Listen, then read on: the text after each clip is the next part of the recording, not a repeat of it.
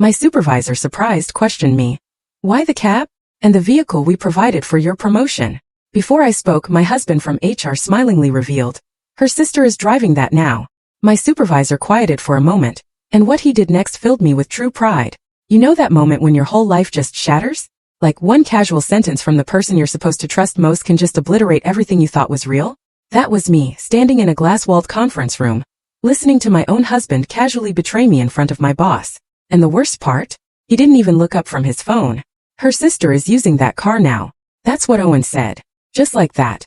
My boss Elena had just asked me a simple yet loaded question. Why did you come in a taxi today, Abigail? It was a question I'd been dreading for 3 long weeks. A question that cut right to the core of a problem I'd been frantically trying to hide. And before I could scramble for another excuse, before I could weave another lie to protect him, Owen, my husband, the company's HR director, delivered the crushing blow. His tone was so flat, so nonchalant, like he was commenting on the weather, not announcing to my boss that he'd given away company property without my permission. The silence that followed stretched for an eternity, maybe 3 seconds in real time, but in my head it was an explosion. In those 3 seconds I watched my entire marriage, my hard-earned career, my carefully constructed life. All of it started to crack apart right before my eyes. And the look on Elena's face? It told me she was about to do something about it. But I'm getting ahead of myself. Let me back up. Let me tell you how I ended up in that conference room, standing on the precipice of ruin, wondering how the man who promised to be my partner could so effortlessly destroy me. It all started 3 weeks earlier over breakfast. I'd woken up at 6:15 a.m., just like I had every single morning for the past 6 years. I was a creature of habit, slipping out of bed quietly, trying not to disturb Owen. Our house was always silent at that hour, save for the gentle hum of the ridiculously expensive espresso machine Owen had insisted we buy. Restaurant grade, he'd called it. Professional quality.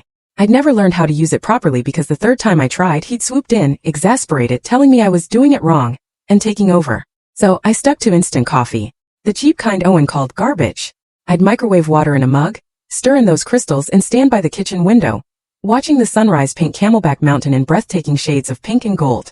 My pro-white Audi Q5, the one with the caramel leather interior, the one that came with my promotion to Senior Solutions Architect last year, should have been in the driveway. Its absence was a gaping hole, a missing tooth that my tongue kept prodding, even though it hurt.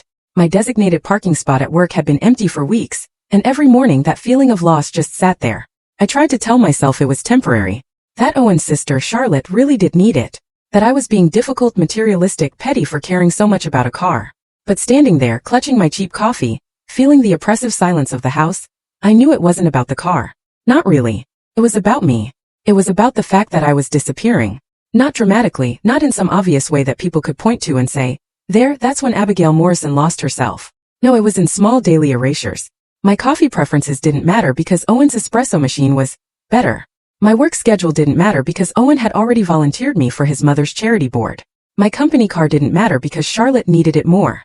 My voice, my choices, my needs, all of them filed under not important right now, until there was almost nothing left of me. That particular morning 3 weeks ago, Owen was at the kitchen island, scrolling through his phone with one hand, eating his steel-cut oats with the other. High fiber, sustainable energy, his personal trainer recommended them. We'd stopped buying the cereal I liked 6 months ago, of course. Charlotte's Jeep is in the shop, he said without looking up. His voice was so casual, so utterly distracted. She's got that big interview Tuesday. Think she could borrow your car for a couple days. I remember hesitating, my fork halfway to my mouth. The Audi wasn't mine in the way Owen made it sound. It was company property, assigned to me as part of my promotion package. My name was on the registration, I was responsible for it. If Charlotte got into an accident, got a ticket, anything, I'd be the one answering to Scottsdale Tech's legal team. I don't know if that's a good idea. I started, trying to sound reasonable. It's technically company property, and I'm liable if... Owen's eyes flicked up from his phone, just for a second. But that look said everything. It was the one that made my stomach tighten, the one that told me I was about to fail some invisible test I didn't even know I was taking. You don't trust my family, do you? His voice was quiet, almost sad, dripping with false hurt. After everything they've done for us. There it was. The trap. I'd learned to recognize it, but I'd never learned to avoid it. His parents had loaned us the down payment for our house 3 years ago. $40,000 that Owen weaponized whenever I tried to set a boundary with his family. When his mother called at 10 p.m. on work nights and I didn't answer. When I suggested we skip his brother's birthday party because I had a major presentation the next day. When I asked if we could spend Christmas with my family for once. Always the down payment. Always. Of course I trust them, I heard myself say. The words came out automatically like I'd been programmed. She can take it. Owen smiled. Not the real smile I'd fallen in love with 6 years ago, but the one that meant he'd won. Thanks, babe. You're the best. He went back to his phone. I went back to my oatmeal, and that sick feeling in my stomach settled in a little deeper. Charlotte was supposed to return the car after 2 days. Then it was 3 days. Then a week. Then just a few more days turned into she's got client meetings, which turned into her Jeep needs more work than they thought. By week 3 I'd stopped asking. Every time I brought it up, Owen made me feel like I was the problem. It's just a car, Abby. Why are you being so materialistic? She's family. Family helps each other out. I didn't realize you were this selfish. Each conversation ended the same way, with me apologizing, backing down, feeling guilty for caring about something that apparently made me a terrible person. And the thing is, it wasn't just the car. Looking back, the pattern was so incredibly clear. The credit card Owen opened in my name without asking. I'd found out when the bill arrived with $3,000 in charges I didn't make. When I confronted him, he'd looked confused, almost hurt. I thought you'd want the rewards points. Why are you being weird about this? The vacation days I'd lost because he volunteered me for his mother's charity board without checking my schedule first. I told them you'd be perfect for the social media position. You're good with computers, right? Never mind that I was a senior solutions architect, not a social media manager. The dinner parties where he'd interrupt my stories to explain to our friends what I really meant when I talked about my work. Later in private, he'd say he was just trying to help me sound more professional, less technical, more relatable. The family gatherings he'd schedule on weekends when I had major deadlines, then act wounded when I said I needed to work. You're always putting your job before family. My parents are starting to notice. Each incident was small enough to explain away. Small enough that complaining about it made me sound petty. But they weren't small. They were pieces of myself I was handing over, one after another, until I barely recognized the woman in the mirror. My promotion to senior solutions architect should have changed things. It was the achievement I'd worked toward for 5 years, validation that I was good at what I did. A 20% raise that meant I was finally earning close to what Owen made. Instead, it became another thing Owen managed. Don't brag about it too much, he told me the night I got the news. People will think you're arrogant. Let me handle the announcement at the company social. I know how to position these things. So, at the celebration dinner the company threw, Owen gave the toast about my promotion. Owen explained to everyone what my new role would entail. Owen got to be proud while I stood there smiling, nodding, feeling like a prop in my own success story. Now, 3 weeks into taking taxis to work, that feeling had evolved into something I couldn't ignore anymore. The rideshare drivers saw it. The way I'd climb into their beat-up Toyotas wearing expensive work clothes, apologizing for needing to get to Scottsdale by 9 a.m., checking my phone anxiously as traffic crawled. My team saw it. The careful glances they'd exchanged when I rushed in 13 minutes late, flustered and apologetic, my hair still damp because I'd had to wait for the rideshare instead of leaving on my own schedule. I'd been the first person in the office every morning for 3 years. Now I was the one who couldn't get it together, who smelled like someone else's vanilla air freshener, who was always running behind. My assistant Jennifer had started giving me those looks. The kind you give someone who's falling apart but won't admit it. Everything okay, Abigail? She'd asked yesterday, her voice gentle. Fine, I'd said automatically. Just some car trouble. She'd nodded, but her eyes said she didn't believe me. The worst part wasn't the logistics or even the money, though watching $15 to $20 disappear every morning added up fast. The worst part was Owen's complete indifference to what this was costing me. Every morning I'd ask about the car. Every morning, he'd have a reason why Charlotte needed it, just a few more days. When I pushed harder, his patience would evaporate. It's just a car, Abby. Why are you making everything so difficult? And I'd back down because somewhere in the past 6 years, I'd learned that pushing back cost more than giving in. That Tuesday morning, the morning of the leadership meeting, I paid the taxi driver $14 and rushed into the building with 8 minutes to spare. My phone had buzzed with a text from Elena. Leadership meeting at 9. Conference room B. Don't be late. I'd made it to my desk, grabbed my laptop, and walked into that glass-walled conference room at 8:58 a.m. My team was already there. Marcus with his thermal coffee mug, Jennifer with her color-coded planner, the 2 new hires whose names I kept mixing up, and Owen, standing next to Elena in his navy suit and burgundy tie, wearing his HR director smile. We'd left home together 40 minutes earlier in tense silence. Now he looked at me like I was just another employee. The meeting started normally enough. Elena discussed Q4 priorities. Marcus presented the new client dashboard. Jennifer outlined the API integration timeline. I tried to focus, but I could feel Owen's presence like a low-voltage current running through the room. Then the meeting ended. People started gathering their laptops, checking their phones, preparing to leave. Abigail, can you stay for a minute? Elena's voice was kind but firm. I froze. Owen was still there, standing by the window with his phone, pretending not to listen. Elena closed the door. And that's when she asked the question that would change everything. Why did you come in a taxi today? The question hung in the air between us, heavy and deliberate. Elena's dark eyes were fixed on mine, concerned but patient, waiting. What happened to the car we gave you for your promotion? My throat felt tight. I could feel Owen's presence behind me like heat from a furnace. He'd been standing by the window when Elena asked me to stay, pretending to scroll through his phone. But I knew he was listening. I knew that stillness in his posture, the way he held himself when he was absorbing every word, cataloging every response, preparing his counterargument. 6 years of marriage had taught me to read him better than he ever bothered to read me. My mind raced through possible answers. Maintenance issues, something vague about scheduling conflicts. All the lies I'd been telling myself for 3 weeks, now ready to be deployed to protect him, to protect us, to maintain the carefully constructed image of Abigail Morrison, senior solutions architect, who had her life together. But my mouth wouldn't form the words.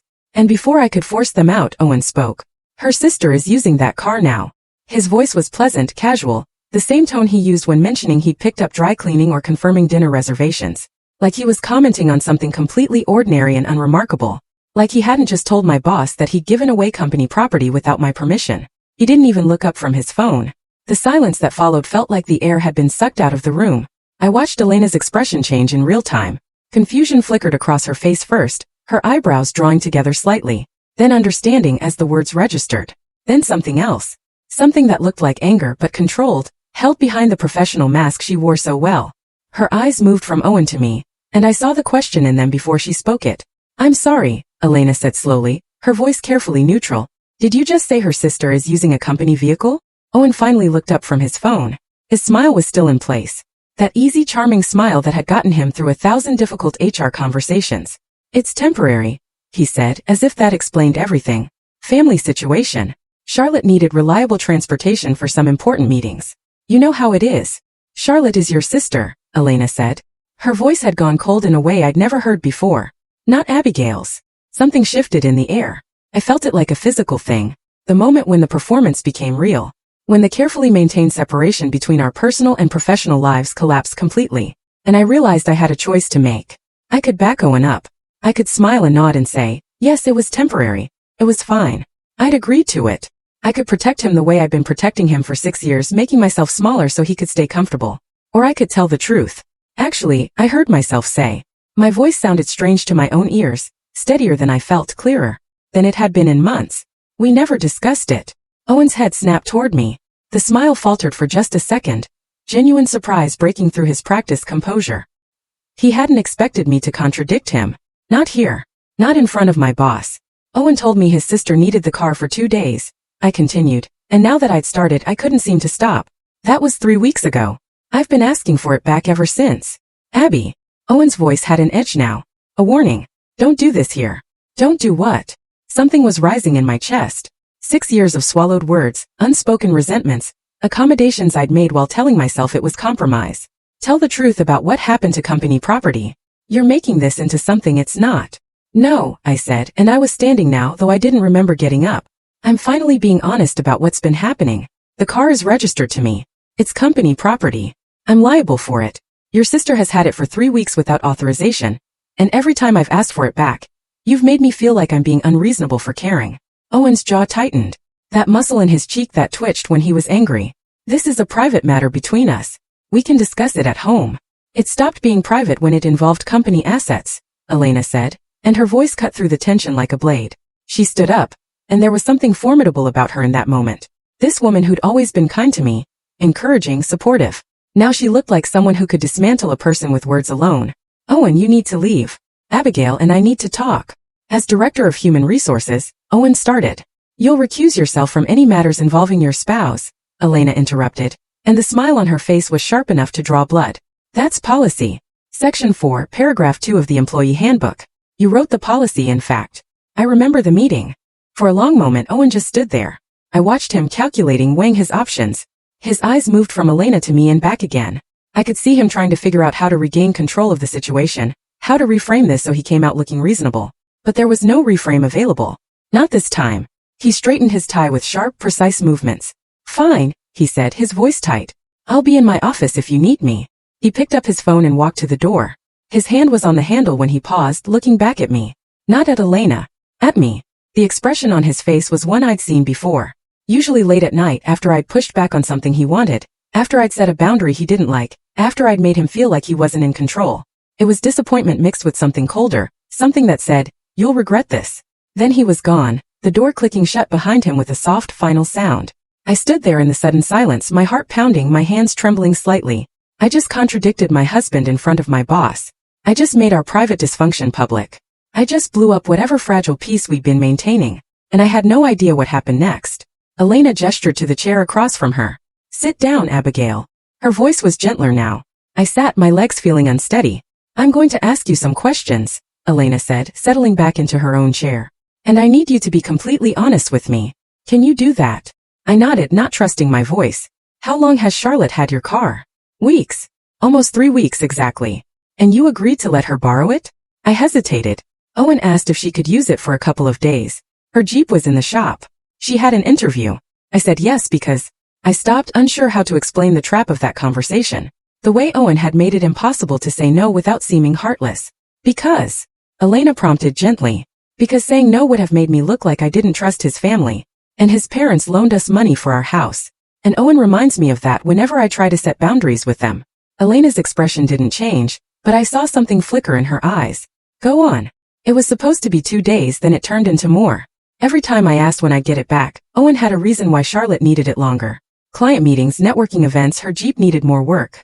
And when I pushed, he'd make me feel like I was being materialistic and selfish.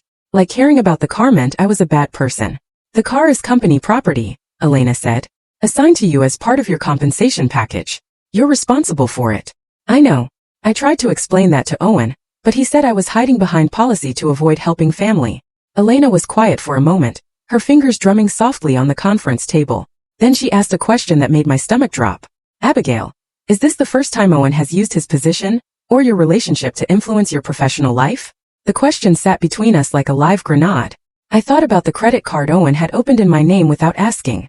The way he'd pressured my supervisor to lower my performance ratings because he said it wouldn't look right if I got top marks while other people were being managed out. The vacation days I'd lost because he'd volunteered me for things without checking my schedule. The promotion opportunities I'd missed. And now I wondered if Owen had anything to do with those too. I thought about Vanessa, the woman I'd later learn had worked under Owen years ago, who'd quit because he'd made her work life unbearable after she set boundaries with him. I thought about 6 years of small erosions, tiny compromises, moments where Owen had made me question my own judgment and perception, until I couldn't trust myself anymore. "No," I said quietly. "It's not the first time." Elena leaned forward, her expression serious. "I need you to tell me everything, Abigail. Not just about the car. Everything. And I need you to be specific. Dates, conversations, specific instances where Owen's personal relationship with you affected your work, or his professional decisions." My hands were shaking. This felt enormous, dangerous, like I was about to step off a cliff, and I had no idea if there was ground below or just empty air. "What's going to happen?" I whispered. Elena's voice was steady, certain. "What's going to happen is I'm going to retrieve your car today, and then I'm going to have a very serious conversation with our CEO about whether someone who can't maintain professional boundaries should be running our HR department." She stood up and walked to the door, opening it slightly. "David," she called to her assistant, "I need you to contact our legal team. Tell them it's urgent. Unauthorized use of company property and potential conflict of interest in HR operations." Then she turned back to me, and her expression softened slightly. "Abigail, I need you to understand something. You're one of our best architects. Your work is exceptional. I've watched you build systems that have saved this company millions of dollars. And I've watched you show up early, stay late, and deliver beyond expectations for 3 years." She paused, choosing her words carefully. "What I should have noticed, and I'm sorry I didn't, is that you've been shrinking. Getting smaller. Less confident." Tears burned in my eyes. I blinked them back, but one escaped anyway, sliding hot down my cheek.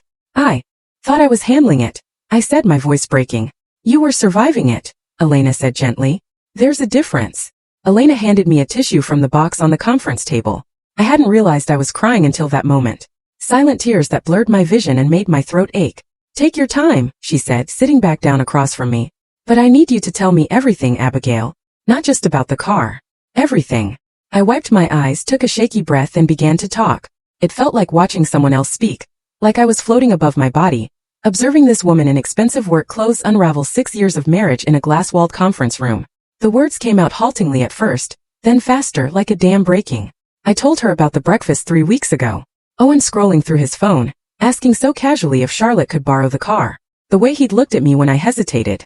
That expression that said I was failing some invisible test. The guilt trip about his family, the down payment, all the ways I owed them.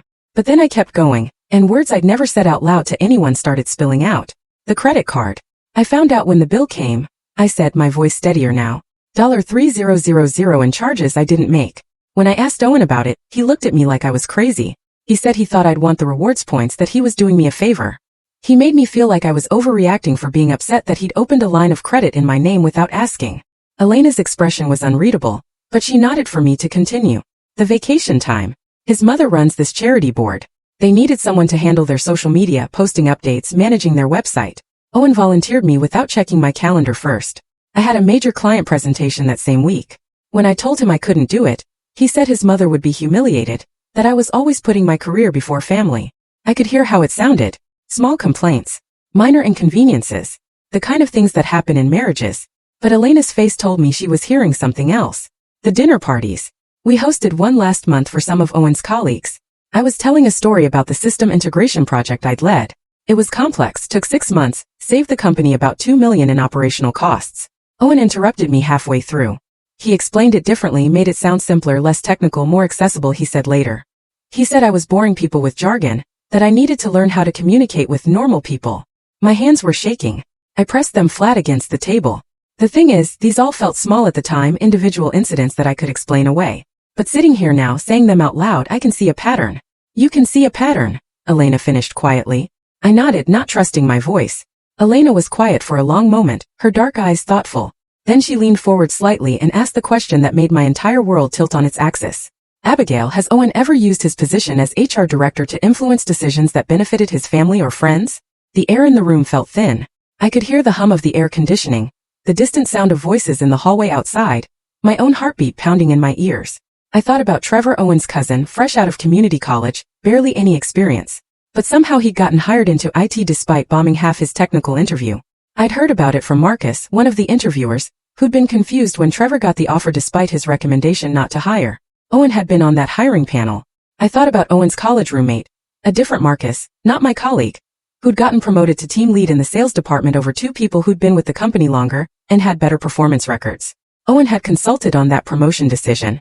I remembered him mentioning it casually over dinner, saying he'd put in a good word. And then I thought about last month. My direct supervisor, Paul, pulling me aside in the hallway, looking uncomfortable, his eyes not quite meeting mine. Owen thinks maybe we should rate you meets expectations instead of exceeds this quarter, Paul had said carefully, quietly, like he was embarrassed to even be having the conversation. My stomach had dropped. Why? He's worried about optics. With the recent layoffs and performance management initiatives, he thinks it won't look right if he gets top marks while other people are being managed out. You understand, right? I'd understood. I'd understood that my own husband was sabotaging my career to avoid the appearance of favoritism.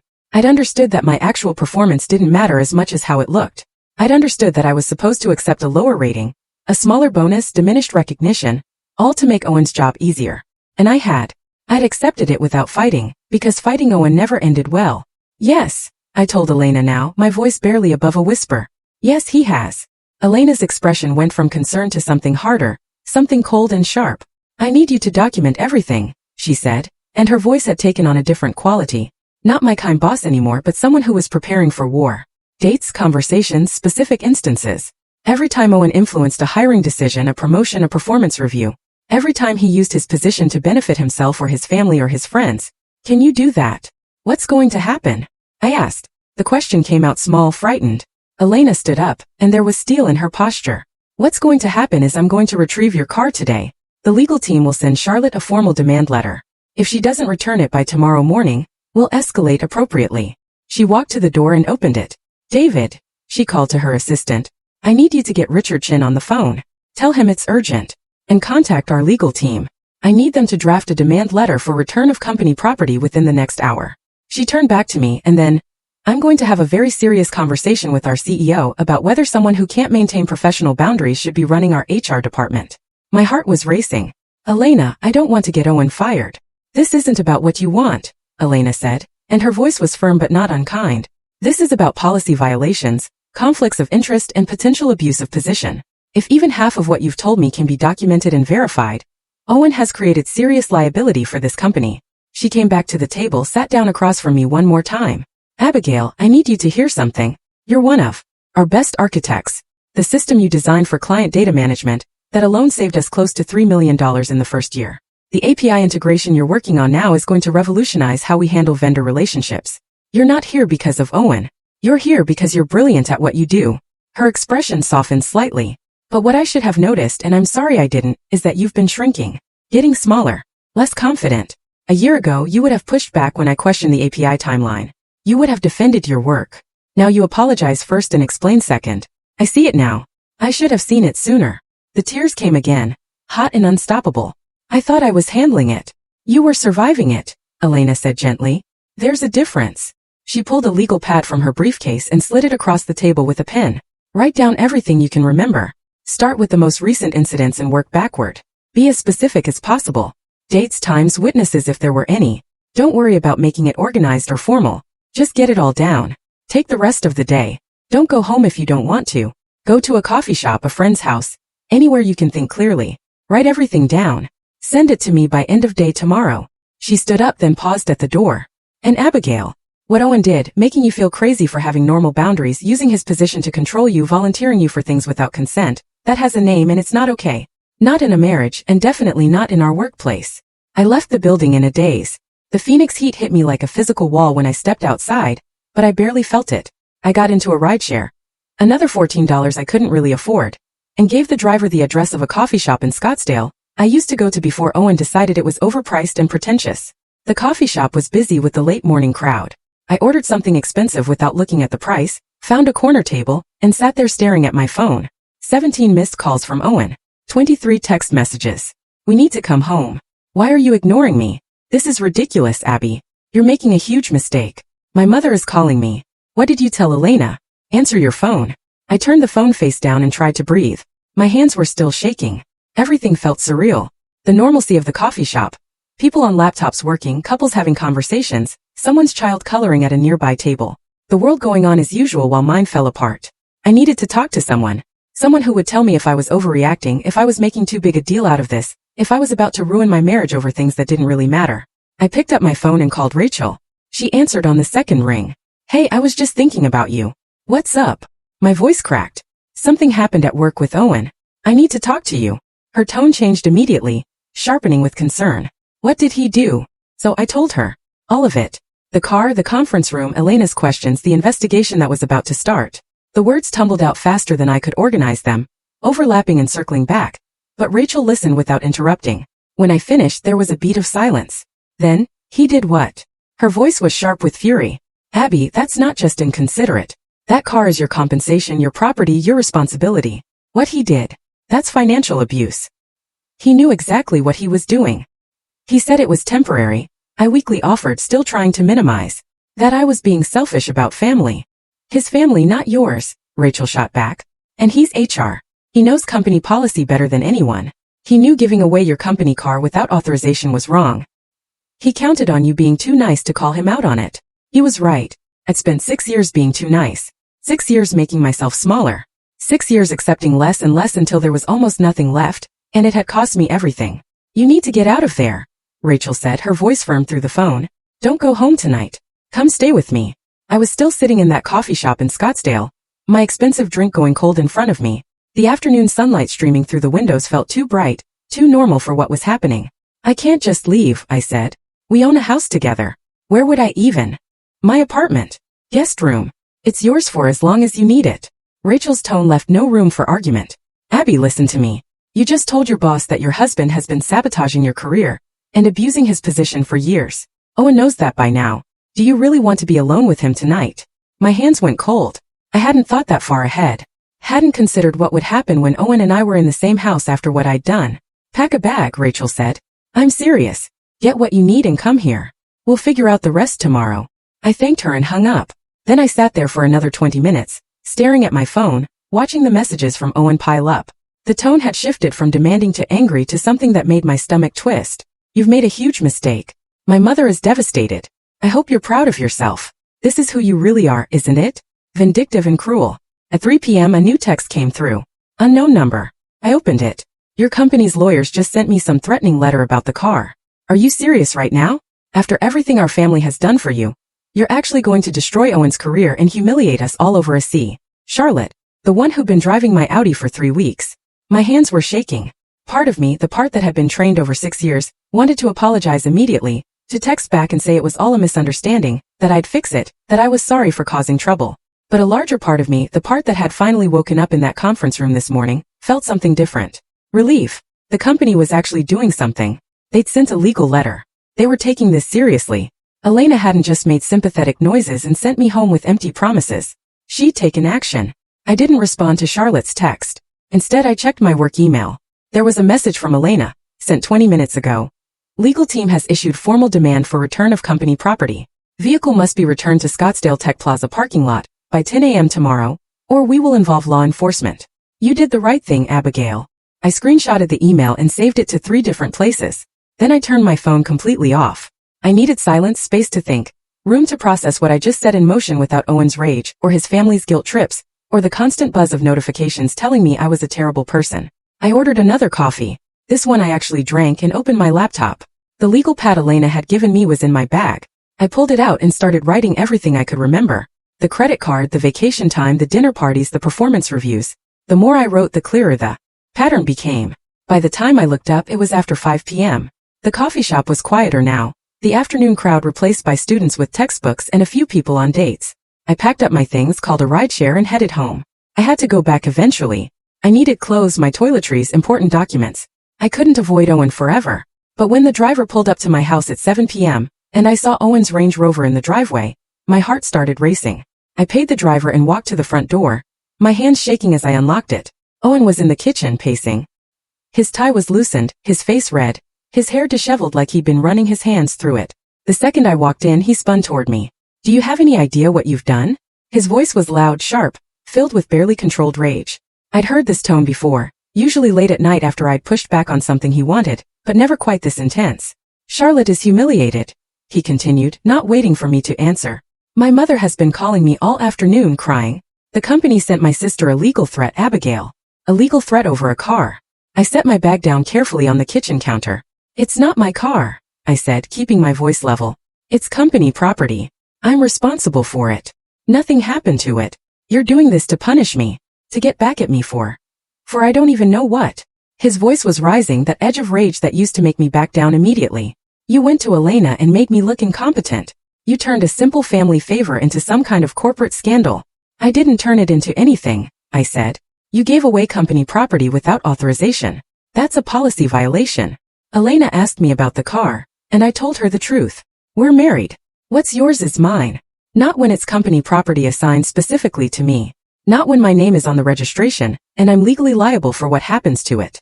Owen's laugh was bitter, ugly. This is about control. You can't stand that I made a decision without asking your permission. You've always been like this. Everything has to be exactly how Abigail wants it or you throw a tantrum. I stared at him. This man I'd spent 6 years trying to please. This man I'd made myself smaller for, quieter for, less demanding for. No, Owen, I said, and my voice was steadier than I expected. This is about respect, something you've never shown me. His face went even redder. I've given you everything. A home, a life support for your career. You've sabotaged my career. I interrupted. You've been telling my supervisor to lower my performance ratings for 2 years. Did you think I wouldn't find out? Owen went very still. That muscle in his jaw twitched. I don't know what you're talking about. Paul called me this morning. He told me everything. Every review cycle you pull him aside and suggest I'm not performing as well as I should be, that I'm coasting, that I'm not a team player. I was trying to protect you, Owen said, but his voice had lost some of its conviction. The optics of you getting top ratings while I'm your husband and the HR director, it would have looked bad for both of us. So, you tanked my bonuses and my promotion opportunities to protect your image? Our image. It's our life, Abby. Our reputation. I picked up my bag. I'm staying at Rachel's tonight. You're leaving. Owen's voice cracked slightly. You're actually leaving over this? I'm leaving because I can't be here right now. Because standing in this kitchen with you feels like drowning. I walked to our bedroom, the one we'd shared for 6 years, and started pulling clothes out of the closet. Owen followed me, standing in the doorway. If you leave tonight, don't bother coming back, he said. His voice was quiet now, cold. This is it, Abby. If you walk out that door, we're done. I paused, a sweater in my hands. 6 years ago, that threat would have worked. I would have backed down, apologized, done whatever it took to fix things. But that was before. Before the car, before the conference room, before I'd finally seen the pattern for what it was. Okay, I said quietly. We're done. I packed 2 bags. One with clothes, one with documents, laptop, things I'd need.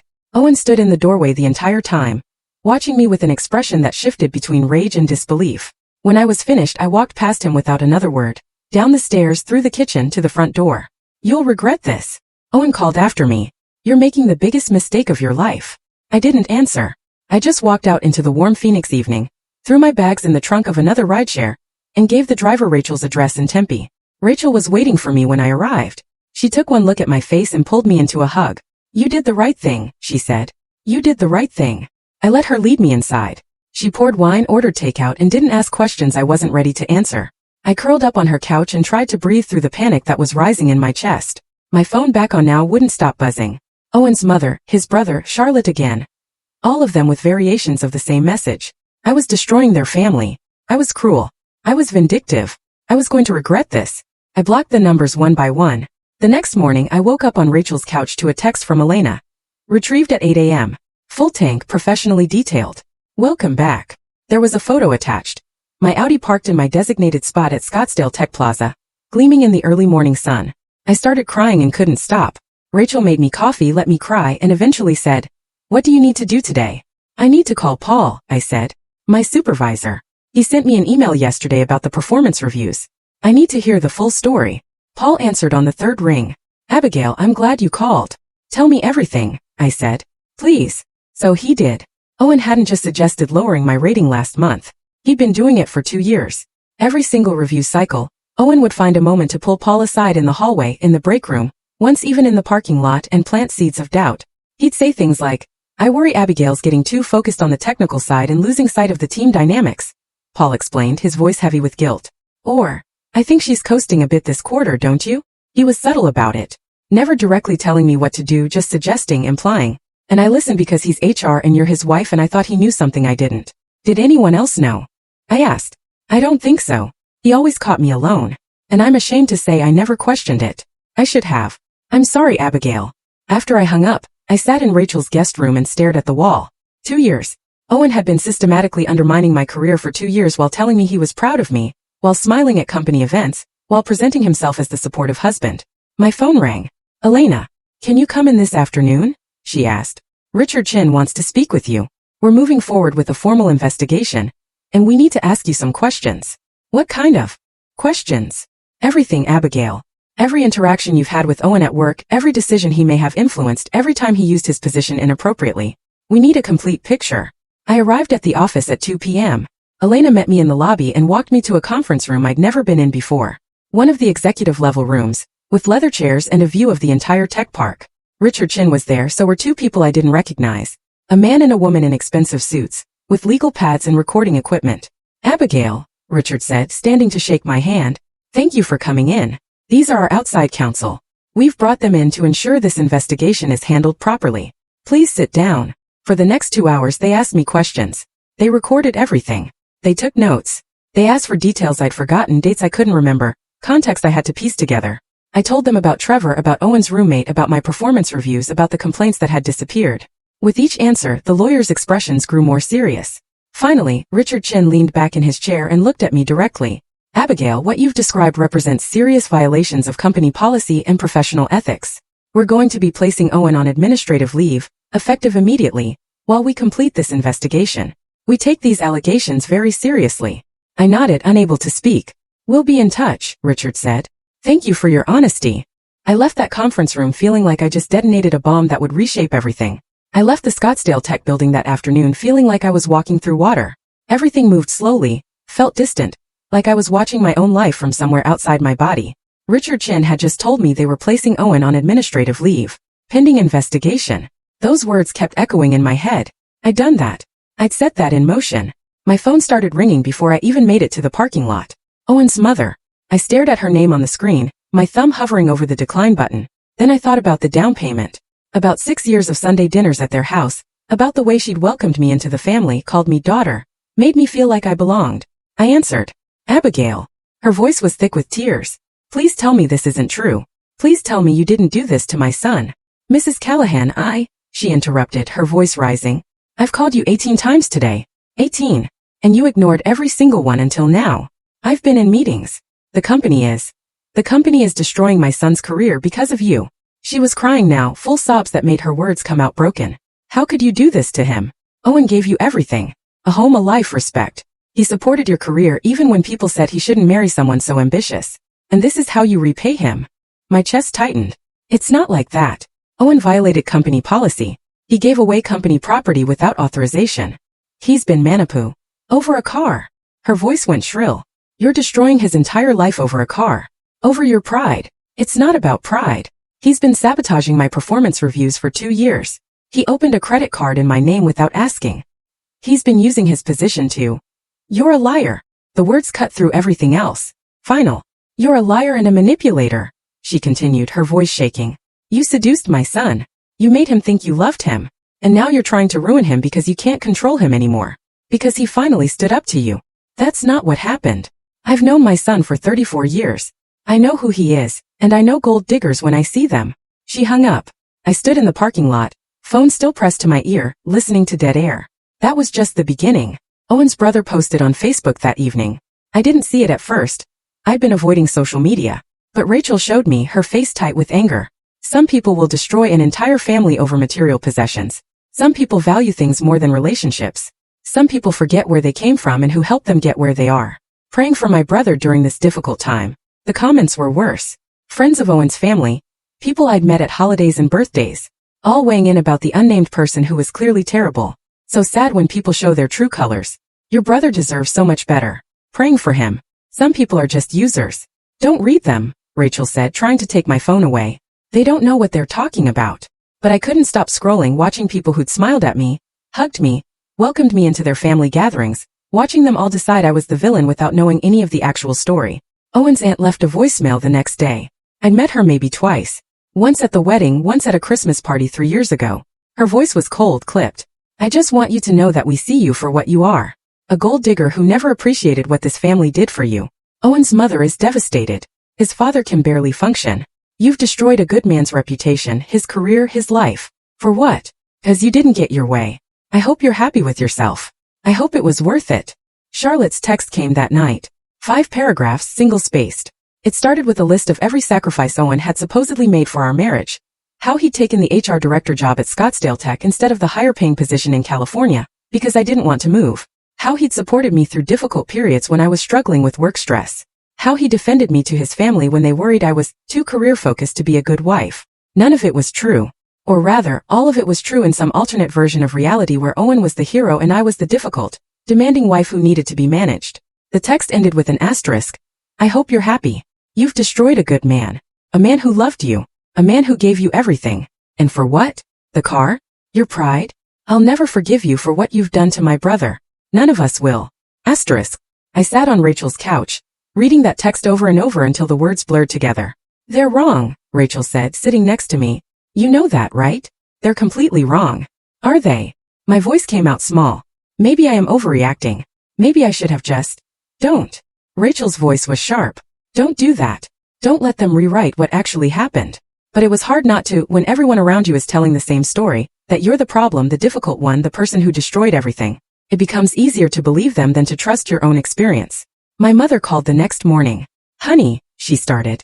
And I could already hear the concern in her voice, the worry. Rachel told me what's been happening with Owen and the company and everything. Did she tell you what Owen did? She told me there was some situation with the car, and that you're staying with Rachel now. Pause. Abby, are you sure you're not overreacting? I know marriage is hard, but it's about compromise. Maybe you two should see a counselor before you burn everything down. I was sitting in Rachel's guest room staring at the ceiling. The same conversation, different person. Mom, he gave away my company car without asking me. He's been sabotaging my performance reviews for 2 years. He opened a credit card in my name. This isn't about compromise. Silence on the other end. Then, but he's your husband. You made vows. For better or worse, remember. This isn't worse, Mom. This is abuse. Abuse. Her voice went up. Honey, abuse is a strong word. Owen never hit you, did he? No. But then maybe abuse isn't the right word. Maybe you're just going through a rough patch. All marriages have rough patches. I closed my eyes. Mom, he's been controlling me for 6 years. Another long pause. I just don't want you to make a mistake you'll regret. Divorce is hard. You'll be alone. And people are going to think you're difficult if you leave him over things like this. Things like this. I repeated. The words tasted bitter. You know what I mean. Married couples work through problems. They don't just give up at the first sign of trouble. This isn't the first sign of trouble. This is 6 years of trouble that I've been ignoring. But honey, I have to go, Mom. I hung up before she could say anything else. Rachel found me 20 minutes later, still sitting on the bed staring at nothing. Your mom? She asked gently. I nodded. Let me guess. She thinks you're overreacting. She thinks you should go to counseling. Work it out. Not give up so easily. Rachel sat down next to me. Even the people who love us can't always see what we're going through. Especially when the person hurting us is good at looking normal. 2 weeks crawled by. Owen stayed at his mother's house. I stayed at Rachel's. The company investigation continued. Then Elena called. Richard and legal have finished reviewing everything, she said, her voice carefully neutral. Can you come in? There's something we need to tell you. I met her in the same executive conference room. Richard Chin was there again along with the 2 lawyers from before. Abigail, Richard began. What we found during our investigation was more extensive than we initially anticipated. He slid a folder across the table toward me. I opened it, my hands shaking. Trevor's hiring wasn't just a case of Owen being on the panel. Owen had rewritten Trevor's assessment scores after the interview was complete, changing failing marks to passing ones. Then he'd submitted the falsified scores as the official record. The promotion Owen's roommate received hadn't just benefited from Owen's consultation. Owen had written fabricated peer reviews praising the roommate's work, then submitted them as if they'd come from actual colleagues. My performance reviews weren't the only ones Owen had manipulated. They'd found 3 other employees whose ratings had been systematically lowered over multiple review cycles. All people who had in some way annoyed Owen or questioned his decisions. And there were complaints, harassment complaints that had been filed with Owen, that had disappeared without proper investigation because the accused employees were people Owen liked or had relationships with. This represents systematic abuse of position over multiple years, Richard said. Fraud, falsification of records, retaliation, and failure to properly investigate misconduct reports. I stared at the papers in front of me, unable to process it all. We're giving Owen a choice, Richard continued. He can resign quietly with a standard severance package, or we can terminate him for cause. If we terminate for cause, we're obligated to report certain violations to industry oversight boards. That could affect his ability to work in HR anywhere else. What did he choose? I asked. He has 48 hours to decide. But Abigail, you should know whether he resigns or is terminated, this is over. Owen will not be working at Scottsdale Tech anymore. I left that meeting feeling numb. This wasn't just about the car anymore. It was about years of corruption. And I'd been too close to see it. Years of Owen manipulating people, systems, careers, all while presenting himself as the professional, competent HR director everyone trusted. That night I met with Melissa, my friend and lawyer. She brought in someone new, Catherine Vance, a family law attorney with steel gray hair and sharp eyes that missed nothing. You need to file for divorce, Catherine said without preamble. Not next month. Not when things settle down. Now. She spread papers across the desk. Arizona is community property. Everything acquired during the marriage gets split 50-50 by default. But, she looked at me directly. The credit card he opened in your name without consent. That's fraud. The way he manipulated your career, that's economic abuse. We can argue he damaged your earning potential, and that you deserve compensation. My hands were shaking as I signed the retainer agreement. He's going to fight this, Catherine warned. Men like Owen don't let go easily. Are you prepared for that? I thought about the past 2 weeks, the voicemails, the texts, the social media posts. Owen's family painting me as the villain in a story they didn't understand. I'm prepared, I said. That night, Owen was served with divorce papers at his mother's house. He called me at midnight. You're really doing this? His voice was raw, broken. After everything we've been through, after 6 years, you're really throwing it all away? Yes, I said. I'm really doing this. You'll regret this, Abby. His voice changed, went cold. I'll make sure you regret this. I'll make sure everyone knows what kind of person you really are. The line went dead. I sat in the darkness of Rachel's guest room, my phone still in my hand, wondering if I was strong enough for what was coming. Then I remembered Elena's words. You were surviving it. There's a difference. I was done surviving. It was time to live. The morning after Owen's midnight phone call, I woke up on Rachel's couch with my phone clutched in my hand and the taste of regret in my mouth. Not regret for filing for divorce, but regret that it had taken me 6 years to get here. Catherine Vance called at 8 a.m. Owen's retained counsel, she said without preamble. Gerald Hoffman. You know that name. I didn't. He's expensive and he's vicious. Specializes in high-conflict divorces. He's going to come at you hard. Abigail, are you ready for that? I don't know, I said honestly. What does hard mean? It means discovery requests that are designed to intimidate. It means depositions where they'll try to make you cry. It means they're going to dig through every aspect of your life looking for ammunition. The first discovery demand arrived that afternoon via email. 23 pages of requests, 5 years of tax returns, Bank statements from every account I'd ever had, credit card statements, employment records, performance reviews, emails between me and Owen, text messages, social media posts, therapy records if I had any. They're phishing, Catherine explained when I forwarded it to her. Looking for anything they can use to paint you as unstable, vindictive, or financially motivated. I don't have therapy records, I said. Owen always said therapy was for people who couldn't handle their problems like adults. Catherine's silence on the other end was loaded. Then, of course he did. Start gathering everything else on this list. And Abigail, this is going to get worse before it gets better. She was right. We spent the next 2 weeks compiling documents. Catherine was meticulous, organized, strategic. For every document Owen's lawyer requested, she had a response ready. The credit card Owen opened in my name? We had the application showing his handwriting, not mine. We had statements showing purchases I'd never made. Golf equipment, expensive dinners at restaurants I'd never been to, a leather jacket I'd never seen.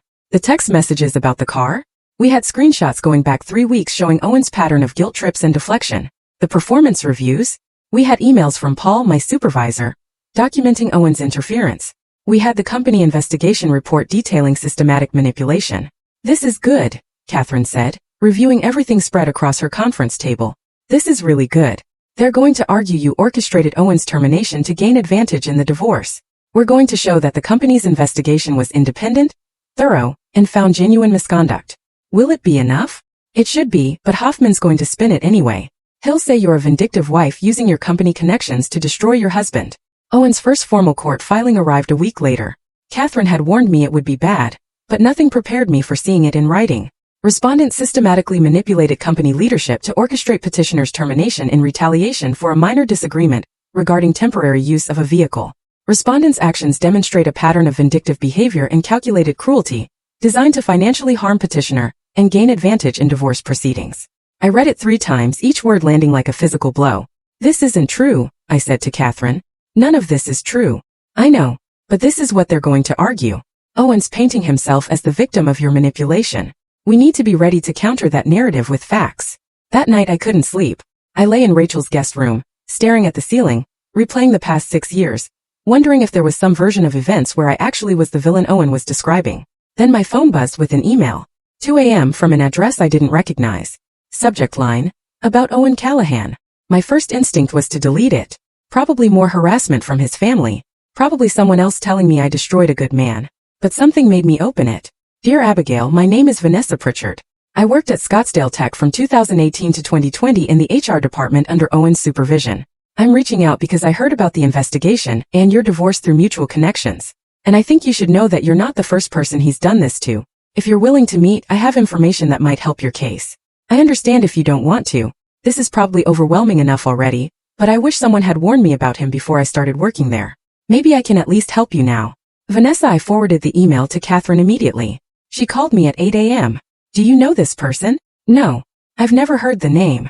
I'll have my investigator run a background check. If she's legitimate, this could be important. But be careful.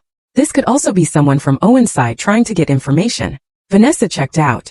She had worked in HR at Scottsdale Tech, had resigned in 2020, now worked for a nonprofit in Phoenix.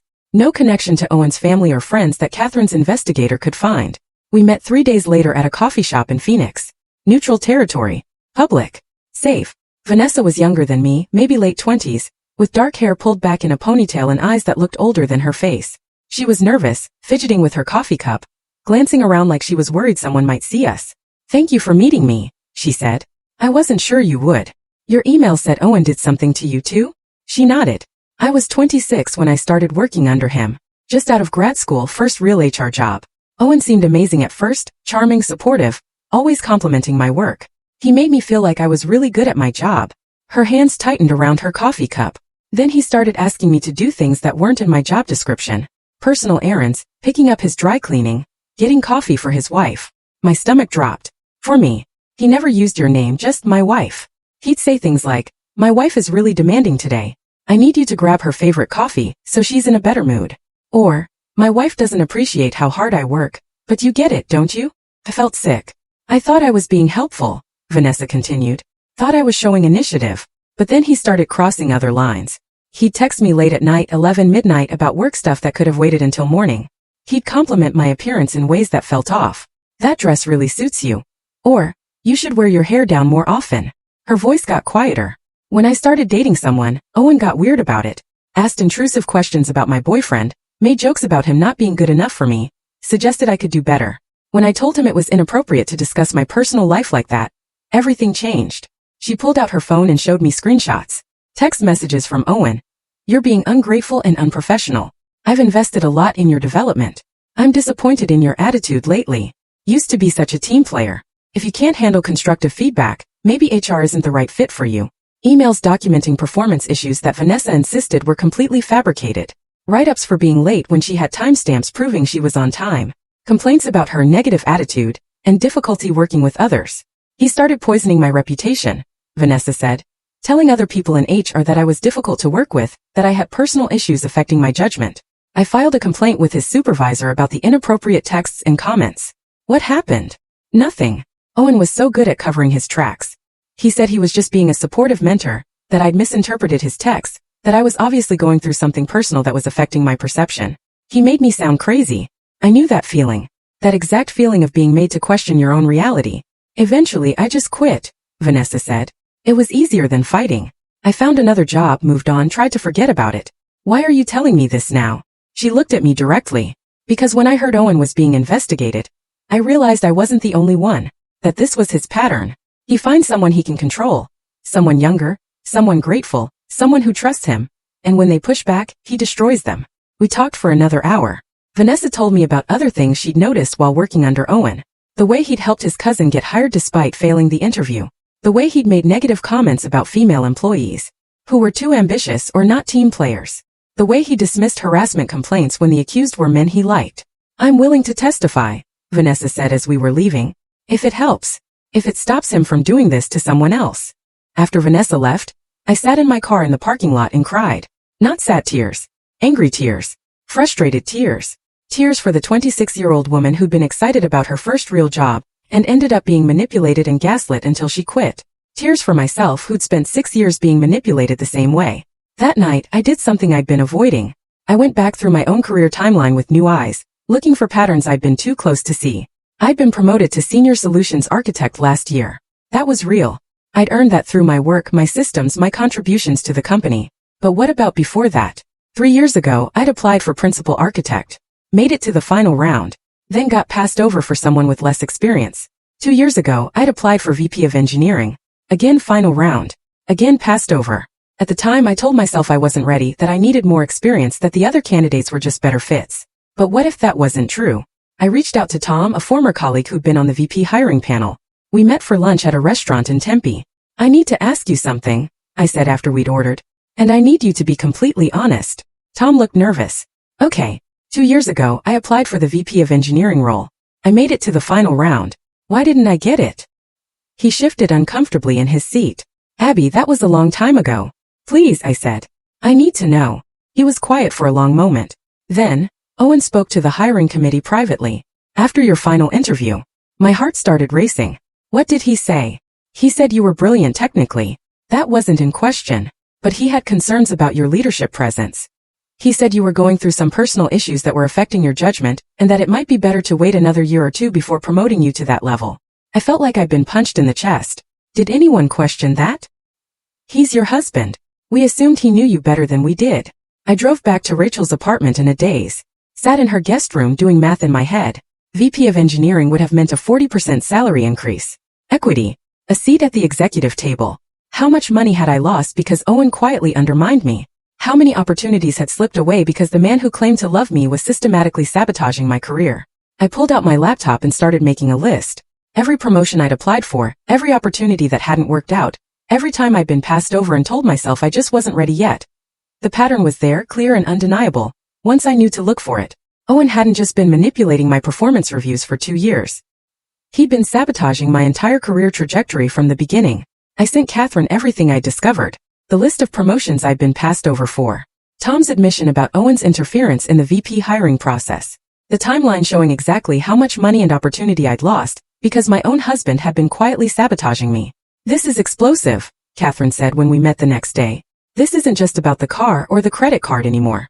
This is systematic economic abuse. We're going to use this. The divorce hearing was scheduled for the first week of March, 8 months after I'd filed. 8 months of discovery, depositions, legal maneuvering. 8 months of Owen's lawyer Gerald Hoffman, trying to paint me as vindictive and unstable. 8 months of waiting to tell my truth in a room where it would actually matter. The night before the hearing I couldn't sleep. I lay in Rachel's guest room, which had become more my room than a guest room at this point, staring at the ceiling, rehearsing what I'd say on the stand.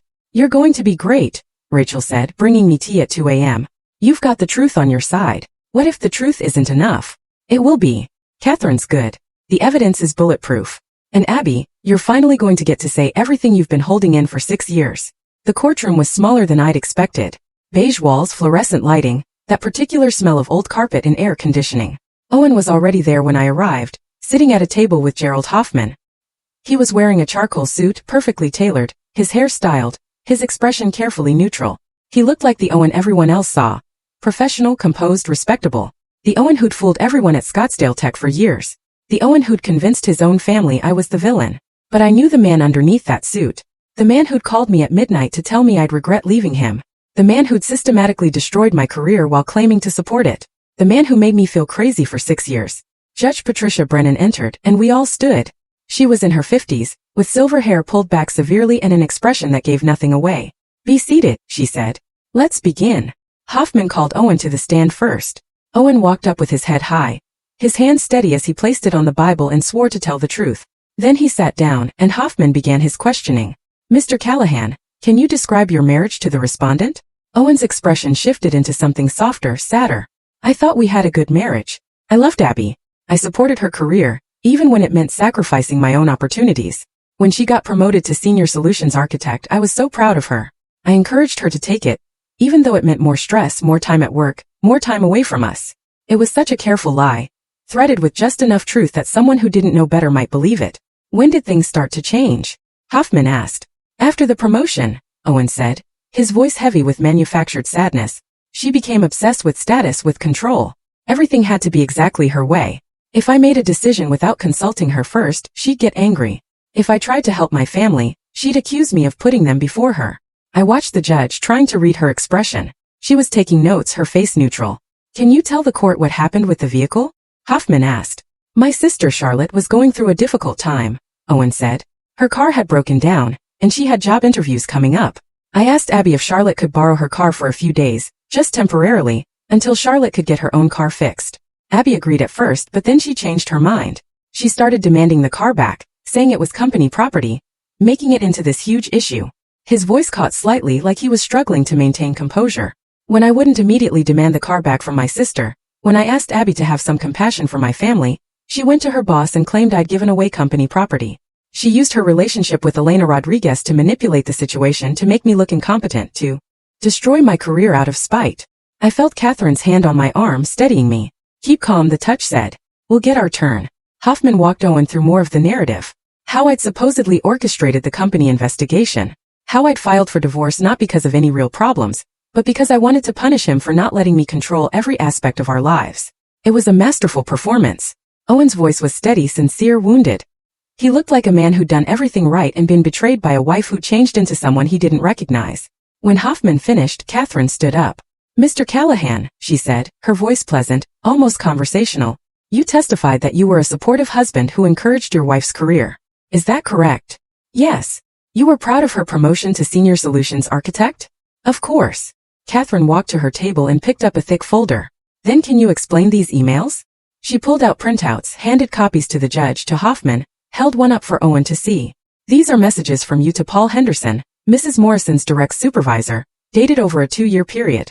In them, you repeatedly suggest that her performance rating should be lowered. In one email from October 2023, you write, 'I think Abigail's getting a bit too confident. Maybe a meets expectations rating would help keep her grounded.' Can you explain that?" Owen's face had gone slightly red. "That's taken out of context. I was trying to protect her from appearing to receive preferential treatment because she's married to the HR director." "Protect her?" Catherine repeated. "By damaging her performance record and costing her bonuses? That's not what I... Or what about this text message?" Catherine held up a screenshot.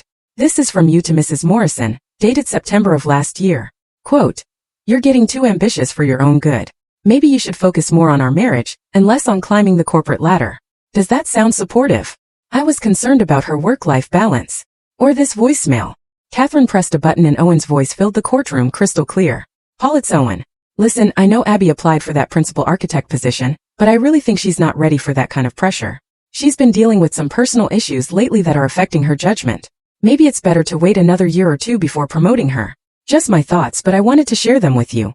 The silence in the courtroom was absolute. Those personal issues you mentioned, Catherine said. What were they? Owen shifted in his seat. I don't recall specifically. You don't recall? You told your wife's supervisor she had personal issues affecting her judgment, and you don't remember what those issues were? It was 2 years ago. Catherine paused, her eyes piercing. Or were you simply lying to prevent her from getting promoted? Objection. Hoffman said. Argumentative. Sustained, the judge said, but her expression had changed. She was looking at Owen differently now. Catherine spent the next hour systematically dismantling Owen's narrative. She presented the company investigation findings, page after page, documenting Owen's misconduct. She presented Vanessa's testimony about his pattern of manipulation. She showed the credit card application with Owen's handwriting, the statements showing thousands in purchases I'd never made. She showed evidence that Owen had manipulated hiring decisions, promotion decisions, performance reviews. Not just mine but other employees too. By the time she was finished, Owen's wounded dignity had evaporated. He sat in the witness chair looking cornered, trapped, his face flushed with barely contained rage. No further questions, Catherine said. Then it was my turn. Catherine called me to the stand. My hands were shaking as I placed them on the Bible, as I swore to tell the truth. But when I sat down and looked out at the courtroom, at Owen's red face, at the judge's neutral expression, at Catherine's steady, encouraging nod, something inside me settled. Mrs. Morrison, Catherine began, can you describe your marriage to Owen Callahan? I took a breath. I spent 6 years making myself smaller so Owen could feel bigger, I said. I apologize for having needs. I accepted blame for his anger. I believed him when he said I was too sensitive, too demanding, too ambitious. I let him convince me that caring about my own career made me a bad wife. I looked directly at Owen. But the car wasn't about the car. It was about the fact that you'd been taking pieces of me for years, and I'd finally run out of pieces to give. It was about realizing that I deserved a partner who celebrated my success instead of sabotaging it. It was about choosing myself for the first time in 6 years. Catherine walked me through everything. The credit card, the vacation time, the performance reviews, the lost promotions. Each answer felt like removing a weight I'd been carrying. When it was Hoffman's turn to cross-examine me, he tried his best. Suggested I'd orchestrated Owen's termination, that I'd manipulated the investigation, that I was playing the victim to gain sympathy. But I didn't waver. I reported unauthorized use of company property, I said clearly. The investigation found misconduct that had nothing to do with me. Owen destroyed his own career. The judge took 2 days to issue her ruling. When we returned to court, Judge Brennan's expression was severe. I've reviewed all the evidence, testimony, and documentation presented in this case, she began. What I've seen is a disturbing pattern of financial manipulation, professional sabotage, and emotional abuse masquerading as marriage. She awarded me the house, the one Owen's parents had helped us buy, the one he'd claimed entitled him to a larger share. She ordered Owen to pay me compensatory damages for the career opportunities I'd lost due to his interference. $1,750,000. She denied his request for alimony. She ordered him to reimburse me for half of all the fraudulent credit card charges. Mr. Callahan, Judge Brennan said, looking directly at Owen, you used your position, your marriage, and your family connections as weapons to control and diminish your wife. You sabotaged her professionally while claiming to support her. This court finds your conduct reprehensible. Owen's face was white with rage. As we left the courtroom, he tried to approach me. Catherine stepped between us. My client has nothing to say to you. Owen's voice was low, bitter. You'll never be happy, Abby. I looked at him, this man I'd spent 6 years trying to please, and felt nothing but pity. I'd rather be alone, I said, than be with someone who made me feel alone. I walked out of that courthouse into bright March sunlight, and for the first time in 8 months I could breathe fully. Catherine walked beside me, her briefcase in one hand, her phone already out to field calls from other clients. You did great in there, she said. I mean it. You were clear, composed, honest. The judge saw exactly what Owen is. Thank you, I said, for everything. That's my job. She stopped at her car, turned to face me. But Abigail, what you do next? That's the important part. Don't spend the next year looking back. Look forward. Build something new. I took her advice. The divorce was finalized in April. By May, I'd moved out of Rachel's guest room, where I'd lived for nearly a year, and into a small apartment in Scottsdale. 1 bedroom, big windows, a balcony that overlooked the city. It was mine. Not ours. Mine. I furnished it slowly, deliberately. A couch I picked out myself, deep blue, comfortable. Nothing like the stiff beige thing Owen had insisted on. Art on the walls that I actually liked. Abstract pieces with bold colors that made me happy when I looked at them. A kitchen table where I could spread out my laptop and work without someone telling me I was too focused on my career. Work became my refuge and my redemption. I threw myself into the API integration project that had been delayed during all the chaos. Stayed late, came in early, built something I was genuinely proud of. My team noticed the difference. The way I'd stopped apologizing before I spoke. The way I made decisions with confidence instead of second-guessing every choice. Jennifer, my assistant, pulled me aside one day in June. "I don't know what happened," she said. "But you're different. Better. More like the person I thought you were when I first started working for you." "I'm just finally being myself," I told her.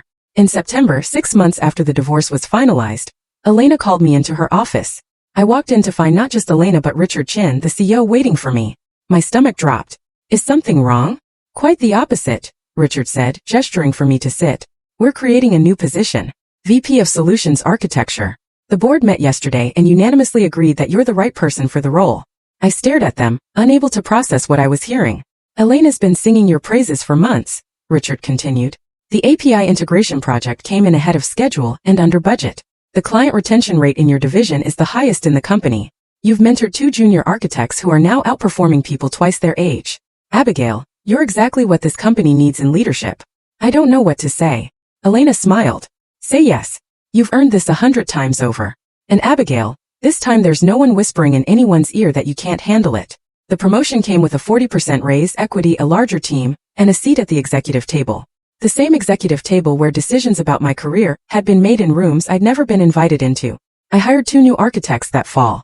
Both women, both brilliant, both hungry to prove themselves. I mentored them the way I wish someone had mentored me, without games or manipulation, just honest feedback and real support. I spoke at a conference in Seattle in October, then another in Austin in November. By December, I'd published 2 papers on systems architecture and security protocols that got picked up by industry journals. At the company holiday party, Richard pulled me aside near the bar. "I need to tell you something," he said, his voice low. "Owen used to talk to me about you before everything came out. He'd say things like, 'Abigail's brilliant but she's fragile. Too much pressure and she'll break. We need to be careful about how much responsibility we give her.'" I'm ashamed to say I believed him. I felt that old familiar tightness in my chest, but it didn't consume me like it used to. "I'm glad I finally see the truth," Richard continued. "What's that?" "That you were never fragile. You were just being crushed." I'd sworn off dating for at least a year, maybe 2, maybe forever. But James kept showing up. I met him at a tech security conference in November right after my promotion. He was presenting on API vulnerabilities, and I asked a question during the Q&A that turned into a 30-minute conversation afterward. He was tall, soft-spoken with gray streaks in his dark hair and laugh lines around his eyes. Divorced 3 years earlier. Cybersecurity architect at a different firm. No overlap with my professional world. No complicated history. Just a guy who was genuinely interested in the technical problem I'd raised. "Want to grab coffee?" he'd asked. "I'd love to hear more about your integration approach." Coffee turned into dinner. Dinner turned into a weekend hiking trip to Sedona in January. He asked questions and actually listened to the answers. He celebrated when I told him about landing a major client instead of finding ways to diminish the achievement or make it about himself. When I finally told him about Owen and the divorce, sitting on a red rock trail with the Arizona desert stretched out below us, he was quiet for a long time. "That must have been incredibly hard," he said finally. "It was. But it was also necessary. I'm sorry you went through that." He took my hand, his thumb tracing circles on my palm. "But I'm also grateful. Because the woman who survived that, the woman who fought her way out and rebuilt her career, and learned to trust herself again, she's incredible." By March, a year after the courthouse, we were spending most weekends together. His apartment or mine, hiking or cooking, or just existing in the same space without tension or calculation or fear. He never once made me feel like I was too much or too ambitious or too focused on my career. When I got excited about a technical problem, he leaned in and asked follow-up questions. When I worked late, he brought dinner to my office and sat quietly reading while I finished. One Saturday evening in April, we were sitting on his couch after dinner, and he asked carefully, "What would you think about me meeting your mom?" I looked at him, this man who made me laugh, who challenged me intellectually, who never once tried to make me smaller. "I'd like that." Yeah. But James, I need you to know something. I'm never going to be the woman who makes herself smaller. I'm never going to apologize for my career or my ambition or taking up space. If that's going to be a problem." He pulled me closer, kissed my forehead. "Good. I don't want you to be that woman. Ambitious, driven, brilliant, taking up all the space she deserves. That's exactly who I want." I ran into Owen on a Saturday afternoon in late May in a Whole Foods parking lot in Scottsdale. I almost didn't recognize him. He'd gained weight. His hair had gone almost completely gray. and he had this look, defeated, diminished, like life had worn him down. Abby. His voice made me stop. Turn around. Owen. We stood there for a long, awkward moment. Two people who'd once shared a life, now strangers in a parking lot. I heard about your promotion, he said finally. That's really good. Thank you. I'm working at a startup now in Tempe. Smaller company, smaller role. Fresh start. I nodded, unsure what to say. I've been in therapy, Owen continued, the words coming out stiff, rehearsed. My counselor says I have control issues. That I was not a good partner to you. That I used manipulation instead of communication. It wasn't an apology. Not quite. But it was acknowledgement, which was more than I'd expected to ever hear from him. I hope therapy helps you, I said, and I meant it. I really do. He looked at me and something in his expression cracked. That performative composure he'd always worn like armor. Are you happy? I thought about my apartment with the blue couch and the art I loved. About my job, my team, the respect I'd earned on my own merit. About James, who was probably at my place right now, setting up for movie night like he'd promised. Yes, I said. I really am. Good. His voice was soft, genuine. That's good. You deserve that. We said goodbye. I watched him walk away. This man who'd once controlled so much of my life, now just another person I used to know. I felt no anger, no bitterness, just a quiet gratitude that I'd found the strength to leave. That evening I drove home through the Phoenix sunset. My Audi, the car that had started everything, handled smoothly. The leather seats worn now in familiar places. The radio playing something I'd chosen instead of something Owen preferred. The mountains glowed pink and gold. The same colors I'd watched from my kitchen window on those mornings when I felt like I was disappearing. When Owen's espresso machine hummed, and my instant coffee seemed like a metaphor for everything I'd given up. But I wasn't disappearing anymore. I was taking up space, building something real, choosing myself every single day. James was waiting when I got home. Takeout spread on my kitchen table. A documentary queued up about deep-sea exploration that he knew I'd love. How was your day? He asked, pulling me into a hug. Strange, I said. I ran into Owen, and it was fine. He's in therapy. He acknowledged some things. It was almost sad seeing him like that. James kissed the top of my head. You're allowed to feel compassion for him. That doesn't mean you made the wrong choice. I know. We ate dinner, watched the documentary, fell asleep on my blue couch with his arm around me and my head on his chest, and I felt something I hadn't felt in years. Peace. Real uncomplicated peace. Elena had asked me once, months after everything settled, if I regretted how it all went down. No, I told her. I regret how long it took me to speak up, but I don't regret speaking up. She'd smiled. That warm, knowing smile that had given me courage in that conference room on a Tuesday morning that changed everything. Watching you stand up for yourself that day, she'd said. That made me proud to be your boss. But more than that, it reminded me why we have policies, why we protect people, and why silence is never the answer when someone's being diminished. She was right. Silence wasn't the answer. The answer was a single moment of truth in a conference room. A boss who refused to look away. A woman who finally learned she was worth fighting for. Worth every difficult conversation. Every uncomfortable moment. Every bridge burned with people who valued my silence over my dignity. My Audi still sits in my reserved parking spot every morning. VP of Solutions Architecture. The sign says now, but it was never really about the car. It was about learning that the cost of peace isn't supposed to be pieces of yourself. It was about discovering that respect isn't something you earn through surrender. It's something you demand through boundaries. It was about understanding that the right person doesn't make you smaller. They celebrate your size. I lost a marriage, a house I'd helped pay for, relationships with people who chose Owen's version of events over the truth. But I gained something more valuable.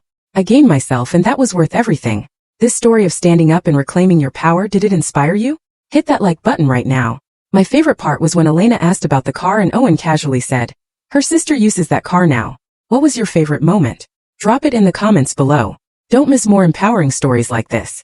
Subscribe and hit that notification bell so you never miss an upload.